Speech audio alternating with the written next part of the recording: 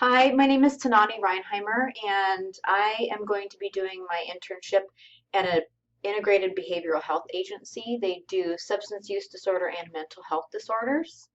Um, my expectation is that I get to step outside of my realm of normalcy and learn something new, especially on the mental health side because I've been in substance use disorder business for so long. Um, I think what has me excited is learning the process because I work in an inpatient, just learning the outpatient process and working with a different demographic that I'm used to working with.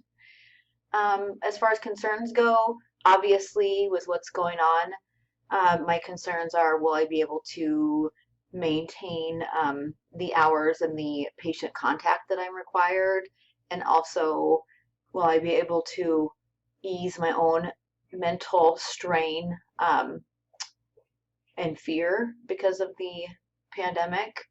And my plans for managing that excitement and concerns are just really reaching out to staff. They are a great agency, and I'm really hoping to learn as much as I can.